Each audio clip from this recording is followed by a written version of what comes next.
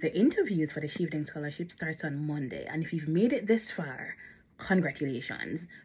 Big congratulations. You have done very well, and now it's time for you to ace the interview. Hi, I'm Shaz, a 2024 Chevening Scholar, and in this video I'll be going over some tips and advice that I would have gotten when it was time for me to do my Chevening interviews that had proved to be very beneficial.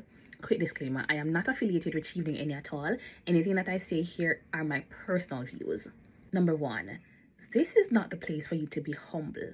Brag about yourself. Talk about all the things that you've done. Quantify them. Tell them how it benefited not only you, but other people around you.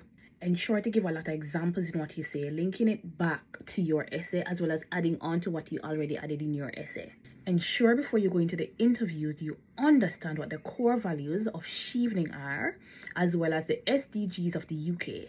Understand what they're looking for in their Cheveners.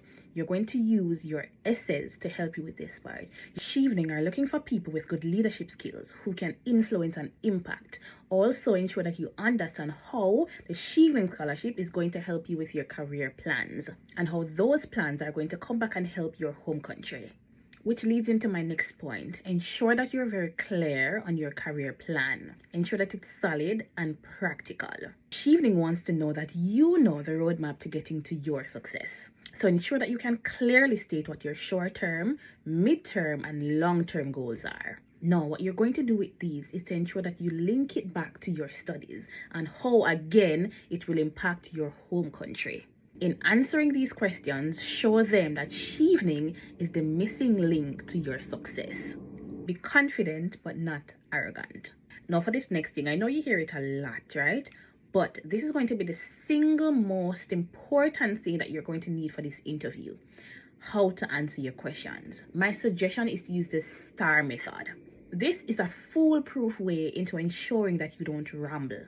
This is also going to be a way for you to incorporate your leadership skills, your impact, as well as to quantify the things that you've done. Now, since we're talking about questions, these are some of the questions off the top of my head that I remember that I was asked. And these are in no particular order. These are just things that I remember off the top of my head.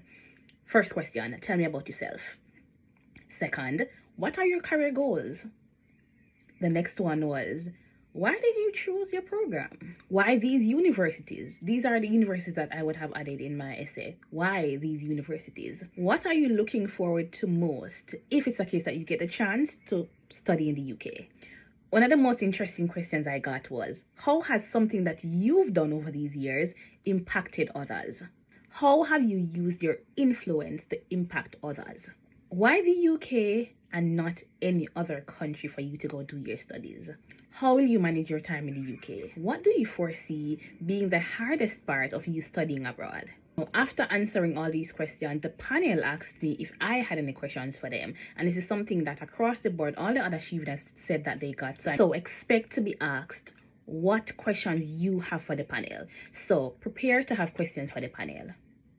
At the end of the interview, they're also going to ask you if it's a case that you'd like to change any universities that you would have initially submitted.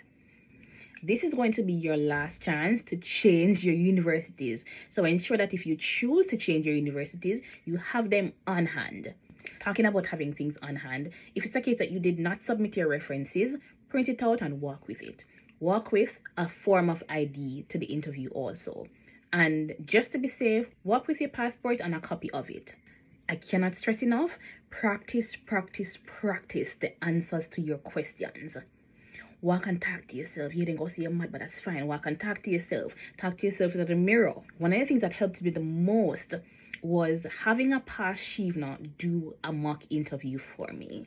That was probably one of the things that made my anxiety drop from 100 to like a 30. When I look back, acing my Chevening interview was as a result of the community that I had supporting me. So I reached out to Miss Rich, who was one of my managers. Big up Miss Rich. She reached out to somebody that she knew who was a past Chevener. The past Chevener did the interview for me. My friends would have been on the phone with me, asking me some random questions, me answering, so they helped me prep. Now, because all of these people stood in the gap for me to help me to reach where I am, it's only fair for me to pay it back. So there are some resources that I have available for you guys who have the interviews coming next week. The first one is, if you click the link in my bio, there is a folder that's called Chevening Interview Prep. It has some documents with 100 and something questions that you possibly can get, right? There is also a version where you can print out and write your answers, because that's how I study. I have to write out my answers in order for them to lodge in my brain. And two, my DMs are open. If it's a case that you have any questions, DM me. Don't be afraid to reach out to me or any other Shivna that you may know. Somebody stood in the gap for us. And then finally, I do have two slots for mock interviews for persons who might want to do it. So I do have them for tomorrow, which is Sunday. So DM me. Again, I can only do 2 because I already have 4 mock interviews that I promised other people. I hope this video was helpful for you. Congrats again on reaching this far, and all the best in your Chevening journey.